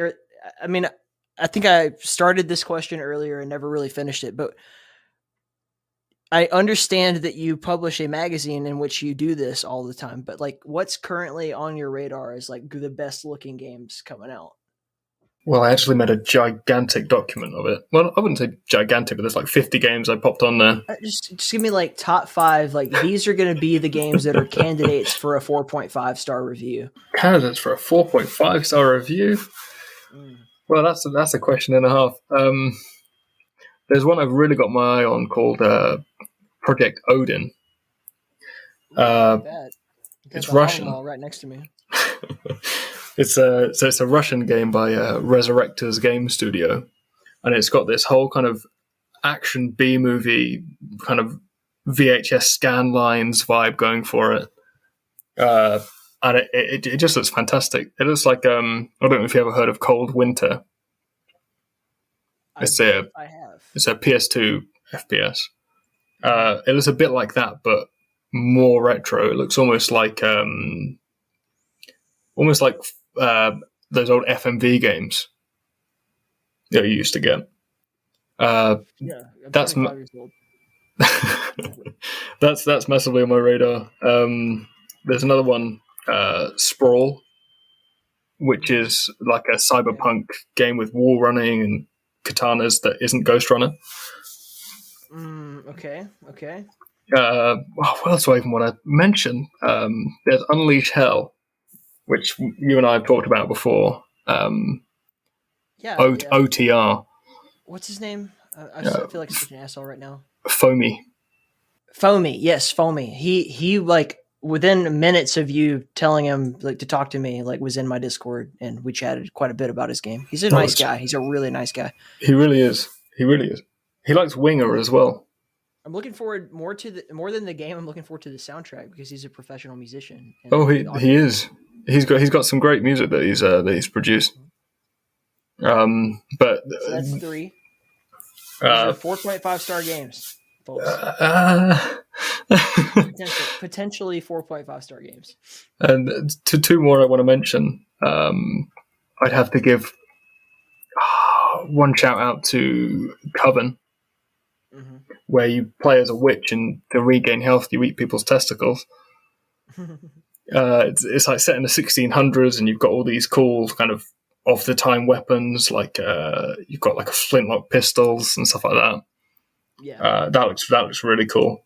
And that game would be really dope, just like the concept. And I'm really looking forward to that game itself. But I feel like if they had Dylan Rogers and Dave Szymanski to help them make that game, like with the kind of Gloomwood style, like unloading, reloading, and like the old school weapons and everything, would just be like magnificent. 100%. But I think it's already shaping up to be. There's actually a demo for it in the E1M1 Discord. If you look hard enough. Oh, I don't look at your Discord, man. You need to, bitch. Do you know how many Discords I have that are just mine, plus all the other ones I'm in? Like, I have 4. There are 4 in the Keep Discords. That's insane. I'm in 2, I think. Like, the other ones that I moderate, so like I'm in the Multiplayer Doom Federation, US Quake community, and then a few companies that I keep close contact with, the Hellforge, obviously. And then there's like all these folders of like indie companies, just Doom Discords, just like multiplayer, like AFPS communities. Like I have a lot of there's too many Discords. I can't. 100%. I've hit my limit on Discord. I can't join anything else without removing myself from another. It's like a soft lock 100, right? It is, yeah. Yeah, I've hit that a few times. And I guess the 5th game that I'd want to mention, I'm going to say Operation Pink Eye, which is heavily inspired by GoldenEye, but it's like super Scottish. And it's set in like it's really fantastic. It's really fantastic. I've been helping test it to get a demo ready, and it's shaping up really, really well. Okay, so that's your top 5. Oh, I'd say that's 5 of my top X. I'm gonna exclude anything with like a major publisher from my proposals here. So I'm not gonna talk about Wrath because I think Wrath is fantastic, but like 3D Realms doesn't count, New Blood doesn't count, just strictly indie stuff. Yeah. Obviously Hrot is incredible. Oh, absolutely. I mean, I was not expecting it to be nearly close to as good as it appears to be at this point in development. I thought like, that might be okay. And now that I've played it, I'm 100% in. If I could get called out on the podcast, it would mean everything to me and to a lot of my listeners because they've been hitting me up. but he will not speak, like, as far as I can tell. I know that Fred has a contact to him, but I've messaged him on Discord, Twitter. Like, I can't get any word from him, and I respect that. It's just, man, what a great. It's fantastic. I mean, I was one of the first to play the demo. It was for a Google Drive link that he sent me for an old website I used to write for. Mm-hmm. And what does his dick taste like? A bit like apples, but like Soviet apples. Yeah. Okay. But yeah, so I was expecting to love it, and to be honest, it's lived up to my expectations and beyond. He nailed it. Like, atmosphere, like humor without distracting from the product itself. Like it's got everything, and it's like in its own engine, written in Pascal, if I understand correctly. Yeah, that's right. Just, what the fuck is this? Like, he's some crazy genius who doesn't like talking to people. Well, I mean, the whole way through development, and even now, still people are saying, "Oh, it's basically more Chasm," and "Oh, it's basically more Quake, Slav Quake, and whatnot." But I think, for all of its inspirations, it's still such a unique game, and there isn't much that's like it out there at the moment, and I really, really like it. I do too. I mean, I just 100%, I'm all in on Hrot. Like, I got a free copy of it, when it was released from an unknown source that I know who it was, but it doesn't matter. And I still, like, my rule is, if someone gives me a game for free, I buy it for someone else. Like, that's always kind of my general rule. So it's like a pay it forward thing. And I think everyone should do that, by the way. Just all you fuckers out there, if you get a game for free, you buy a copy for someone else. Don't be a piece of shit. And yeah, it's just, dude, mind blown. I love it. There's so many little details in there that you just don't realize. Like, there's the fucking cosmonaut falling out of the sky in map 2. There's the idle state of, like, standing there with the hammer and with the sickle out. He brings up the hammer. Like, this is a guy who really pays attention to detail. He's been studying the scene and watching what's good, what's not good, and he just got all the good and none of the bad. Oh, 100%. Fantastic. I mean, the biggest complaint I've heard is people don't know how to pronounce it. It's Hrot. I thought HROT or HROT at first, but because it's all in caps, so it looks like an acronym. But Hrot is, in fact, I checked with Dewsum, who is Czech, and he says Spike. Spike is the translation, not Apex. Spike. So, see, I was reading a tweet from someone who was Czech as well, I think, and they were saying it's Hrot, like rhymes with scrote. That's fine. I'm not taking pronunciation here. I'm just taking, like, using the consonants and vowels together. What we need confirmation from Kotalat. When he's on your podcast, we'll make it happen. Probably be on your show first, man. When you put your podcast out, he should be the first guest, and I'll produce it. What else is on my radar here? I've been following Effigy for a very long time. Like, I really liked the first build that was in the Haunted PS1 demo disc. Oh, yeah. And it's going to be a commercial product. But I think Effigy in its original state was maybe the best damn thing I'd touched for a while. Like, it similar to Scumhead, playing with that kind of Castlevania genre, but within the FPS community. I mean, obviously it was rough around the edges with the AI and everything, but just the general layout of the game I was super into. So Effigy, I got to give it a shout out. I've played a more recent build of it that kind of it was a little broken. I don't want to, like, disparage it in any way. I'm sure that Nate will figure it out, but Effigy is another one that I'm just like, I really love this. I really, really think this is something that's going to be good if it can get to that point. So like a 4.5 for you as well. I think it could be a 4.5K. I feel like 4.5 should technically be rated above 5 stars, because it's harder to get a 4.5. From certain people, but for me, it's harder to get a 5. Okay. What about Conscript? Have you seen Conscript? I haven't seen Conscript. I thought that was, to be honest, I thought it was a top-down game. It is. It's not. See, I got to throw in a curveball. That is a curveball. So I'm not 100%. People like, I don't know why. It's just I got into this retro shooter community, and now I'm expected to just do that forever. As I said in the very beginning of this podcast, there is with all sign like there's a curve here, and we're going to have a termination point. I'm not putting all of my eggs in one basket. There are great games that are not retro shooters. I told you I had to give up other genres. Well, you're gonna regret that at some point, man. Like I had Airdorf on, and that was one of the best damn podcasts I ever did. Airdorf he lives in Texas, and he's like in college or whatever. And in the middle of that interview, a school shooting happens, and he continues to do the interview. That's what a fucking gangster Airdorf is. And also, Faith is one of the best damn games I've ever played. Like, I didn't mean to derail it. Faith is not even one of the ones I'm talking about because that falls under the New Blood umbrella now. But Faith is amazing. Everyone should play Faith 1 and 2, and then pick up 3 when New Blood publish it. Yeah, I think it's definitely on my radar for when I have some downtime from FPS games. Fuck FPS games. Play Faith. Throw everything else you're doing away and play Faith. I'm still waiting for Die by the Blade. Are you familiar? I don't think so. So it's like an open world action RPG, heavily inspired by Bushido Blade. Okay. Have you played Bushido Blade?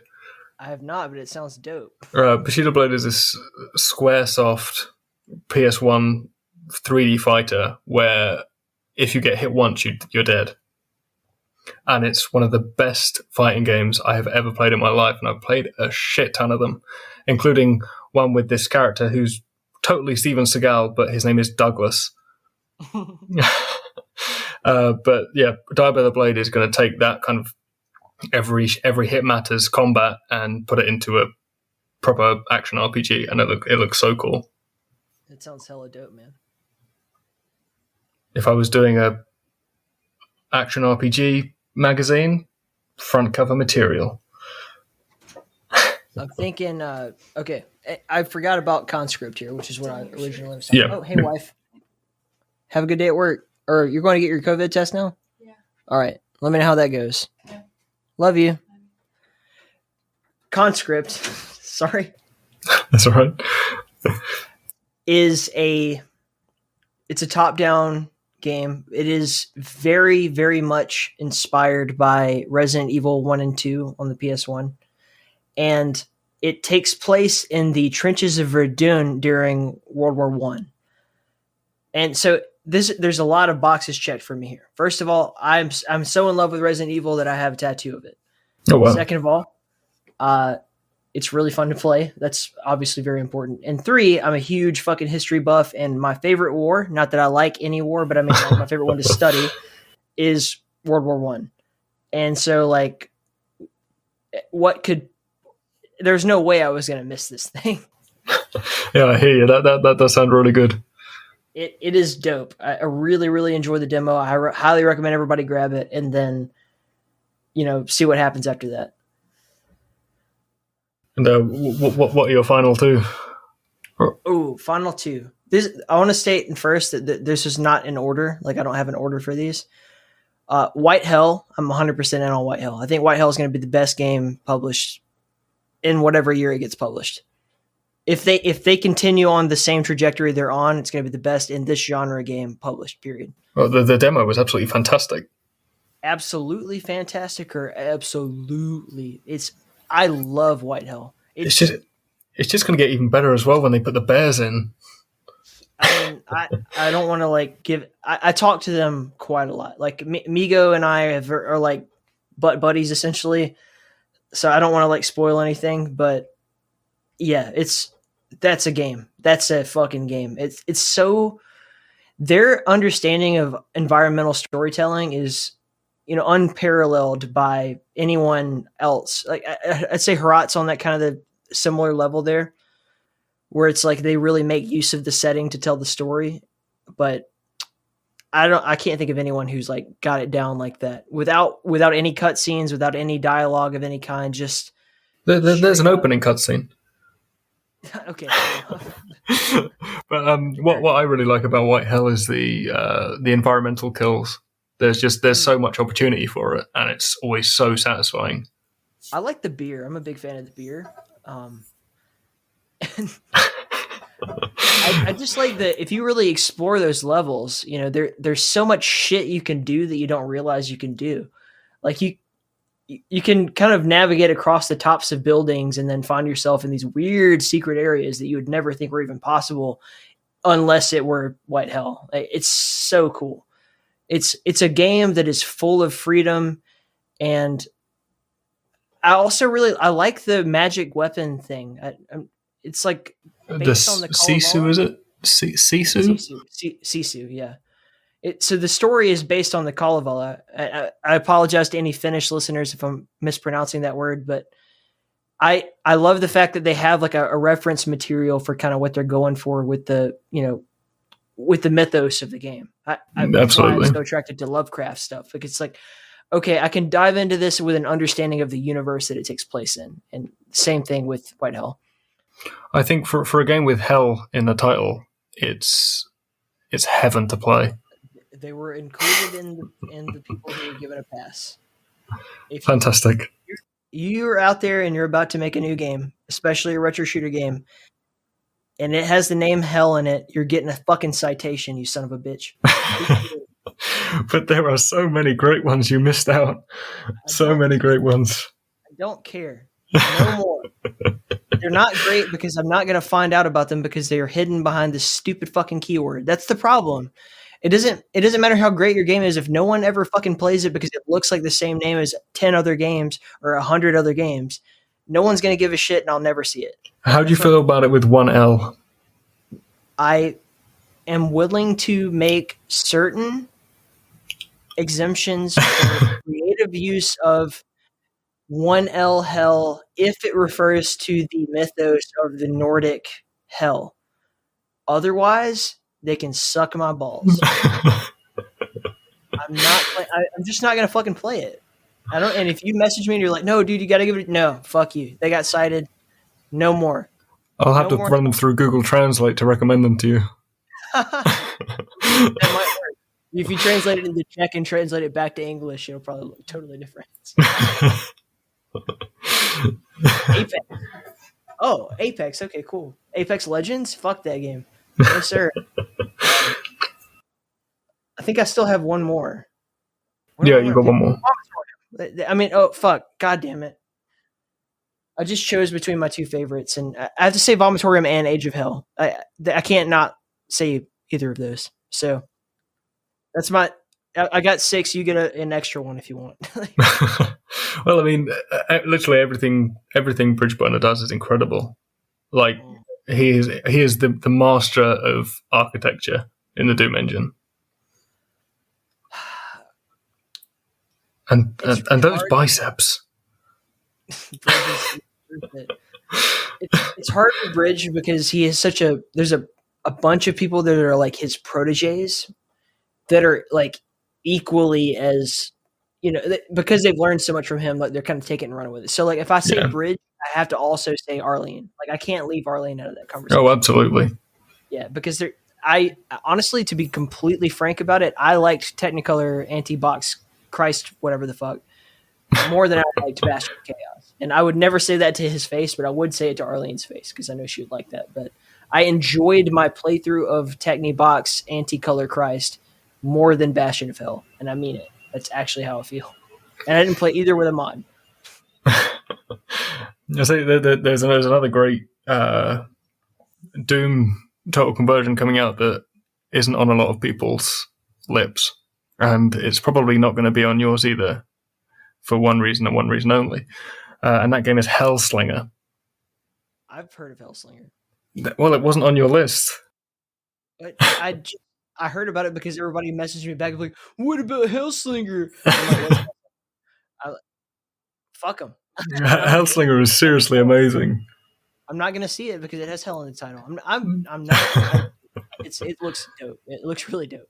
in the we received an early build of it to do one of our preview articles on, and at the time they have this kick mechanic in there, and it was completely broken to the point where if you kick and jump, you can fly around the maps.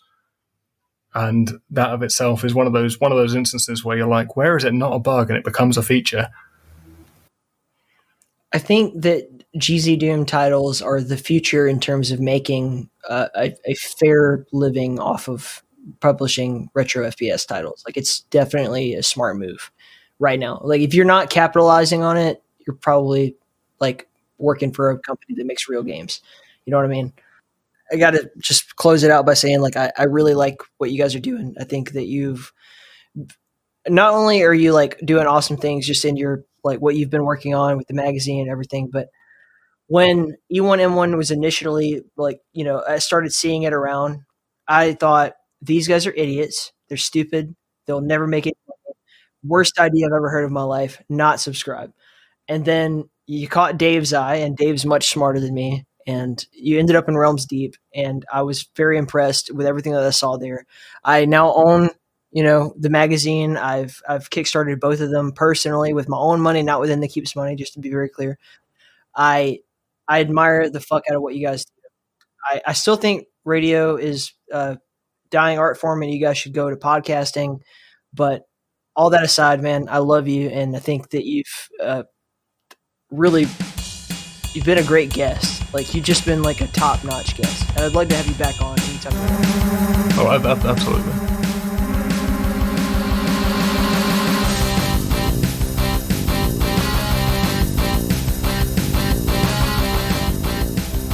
Hey, thank you so much to Zach for being a part of the show. It was amazing talking to both Hitman, Jake, and just seeing what is E1M1 as it continues to grow and become the sensation that's sweeping the nation, at least in the nation of retro shooters. Definitely hit up their website, check them out. If you haven't already, subscribed to their magazine or kickstarted it or whatever, like, make sure you're doing whatever you can. You could buy it on their website if you like the digital format, which is perfectly fun. Love those guys. Also, got to say thank you to Capelli, who provided this wonderful music for us today. This is from his soundtrack, which he made himself, for the mod that he's making himself, entitled Insanity Deathmatch. Make sure that you are also checking him out. Like, I'll link you to his Twitter, and then you can probably find everything he does from there. But his Twitch channel is awesome as hell. Golds of FPS. Love Capelli, a very multi-talented dude. And also, go back and listen to his episode when he was on In the Keep. I think it was like sometime in the 40s or whatever. I don't know. Find it. Capelli. Search it on our website. Speaking of our website, if you're out there and you're thinking like, man, what a cool show, how can I support it? Head over to inthekeep.com. We have a tab there for support. And you can become a Patreon. You can donate through whatever source you want. We also have our Amazon affiliate link. Listen, I know you fuckers are buying shit on Amazon. Don't lie. If you're gonna buy shit on Amazon, consider maybe doing this. You can click on our Amazon affiliate link and then just favorite that and get rid of your old favorite or bookmark or whatever for Amazon. And then every time you shop on Amazon, it'll just give us a little kickback for wherever you buy. So a small percentage of whatever it is that you get on Amazon, no extra effort to you, no cost to you, will support the drowned god. And what could be better than that? You'll also, no doubt, see our merch tab. You can go on there and check out some of the merch that I've featured on the website. Or you could just go click on any of those and head straight to our Redbubble page, where you can buy a plethora of crazy shit. Like, I've made some coasters. I've put a bunch of new stuff on there with different versions of the logo. So if you're not down with like the black shirt with the red logo, that's fine. You can get a white shirt with a black logo or whatever the fuck you want. Just knock yourselves out. Get yourself some shower curtains. I think I put some of those on there. Or a blankie so you can wrap yourself up warm at night with Cathala's tentacles just squeezing you until you can't go on without sleeping, potentially. I don't know. Have fun with that. I hope you enjoy whatever you end up getting there, if you do. Gotta say thank you to our Patreon supporters. So if you became a Patreon supporter, you'd be on this list. But Paul, Moose, Dots, Zach, Alexander, Brad, Red Eyes, Green Dragon, Anthony, Robert, Jack, Randy, Fred, Lord Revan, Tones, Igrax Simon, Immorpher, and then special shout out to Brahm, Maria, Yanin, and Jeffrey. You're all incredible, and we love you. But all that aside, as usual, I gotta say that the best way that you can possibly support In the Keep is not by doing any of those other things, which are great things to do, but by spreading the word. Tell your friends that you love the show. If you see it on Twitter or social media of any kind, post it.